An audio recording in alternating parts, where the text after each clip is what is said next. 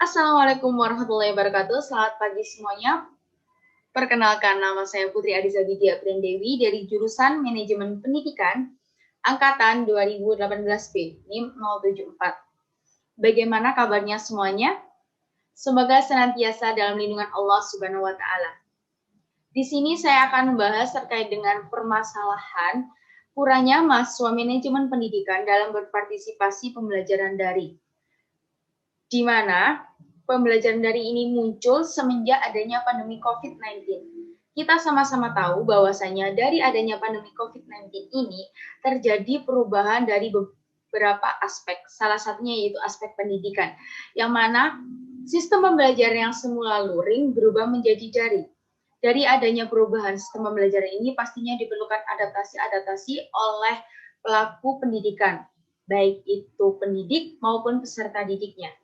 Sebelumnya izinkan saya untuk menunjukkan atau menampilkan terkait dengan identifikasi permasalahan kurangnya mahasiswa manajemen pendidikan dalam berpartisipasi pembelajaran daring.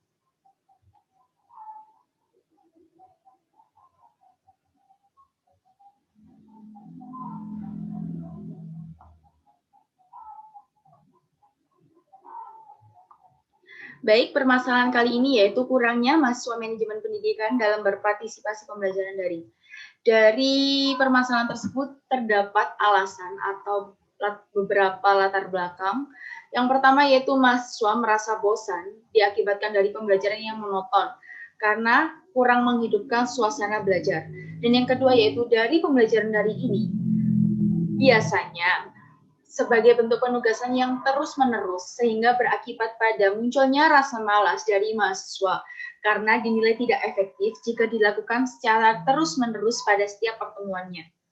Dan yang ketiga yaitu adanya perubahan jadwal kuliah malam yang terkadang pada saat malam hari terdapat mahasiswa yang juga memiliki tanggung jawab untuk melaksanakan tugas atau yang lainnya.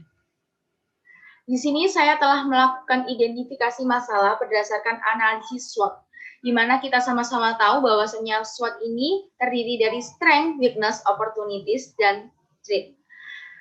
Dari adanya pembelajaran daring ini bisa menjadi kekuatan, yang mana pembelajaran dinilai lebih fleksibel apabila dirasa terdapat dosen yang berhalangan hadir, sehingga dapat diganti hari berikutnya atau dapat dilakukannya perubahan jam.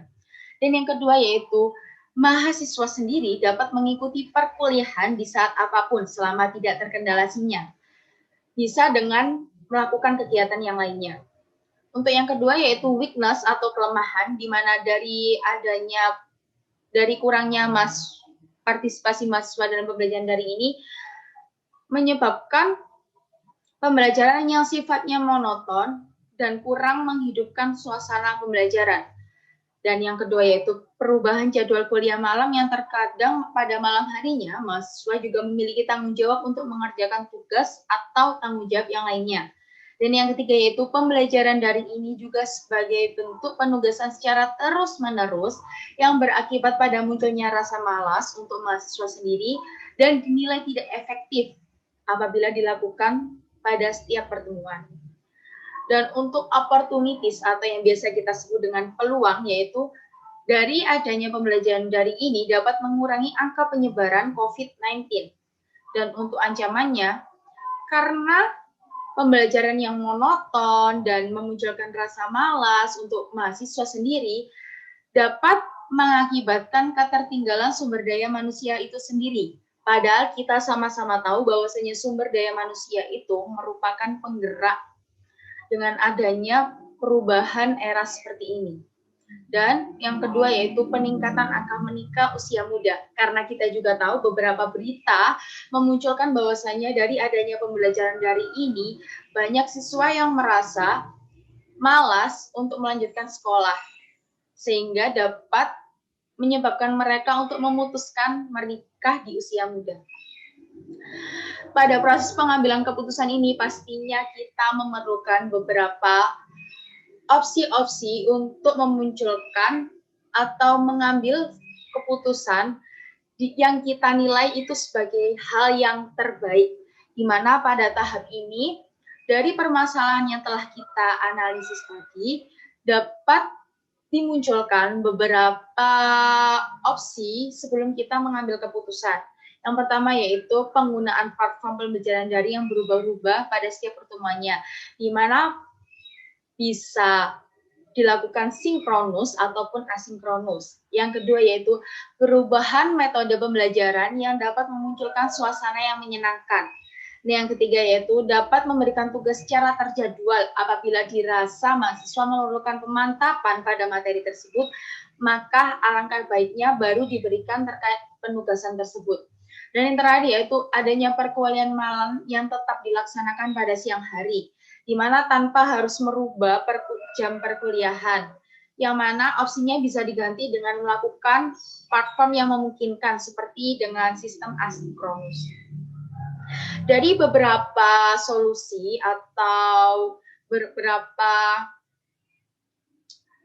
tahapan desain yang telah disediakan ini, dapat dilakukan langkah selanjutnya yaitu tahapan choice, di mana pada tahap ini yaitu proses memilih solusi yang telah disediakan, di mana dari beberapa opsi tersebut dipilih yaitu penggunaan platform pembelajaran daring yang berubah-ubah setiap pertemuannya, di mana bisa pada pertemuan ini dilakukan secara sinkronus, dan pertemuan berikutnya bisa dilakukan secara asinkronus. Yang kedua yaitu pemberian tugas secara terjadwal, tidak terus-menerus agar mahasiswa juga tidak malas dan letih, karena pembelajaran daring ini memang menyebabkan sebagian mahasiswa merasa tidak memperhatikan materinya, sehingga mungkin ada beberapa materi yang diperlukan penugasan. Dari tahapan choice ini atau pemilihan, yang terakhir yaitu kita masuk ke dalam tahapan implementasi, di mana pada tahap ini merupakan tahapan di mana alternatif tersebut dilakukan sebagai bentuk peningkatan partisipasi mahasiswa manajemen pendidikan dalam pembelajaran daring. Yang mana pada tahapan choice tadi kita tahu bahwa simpulannya penggunaan platform pembelajaran daring yang berubah-ubah setiap pertemuannya, baik secara sinkronus maupun asinkronus, dan pemberian tugas secara terjadwal dan tidak terus-menerus agar siswa juga tidak malas dan letih karena pembelajaran daring ini. Karena memang sebagian mahasiswa juga tidak memberikan dampak yang cukup terkait dengan pemahaman materinya sehingga diperlukan pemantapan materi. Dari beberapa pengambilan keputusan tadi, kita juga sama-sama tahu bahwasanya sebuah permasalahan pasti juga terdapat solusi-solusi atau alternatif yang dapat kita temui, di mana dari alternatif ini diharapkan memberikan dampak yang cukup signifikan untuk mengatasi permasalahan tersebut. Di sini saya Putri Ariza. Mohon maaf apabila ada salah kata dalam pencapaian permasalahan hingga proses pemilihan alternatif. Saya ucapkan mohon maaf dan terima kasih atas perhatiannya sekalian. Wassalamualaikum warahmatullahi wabarakatuh.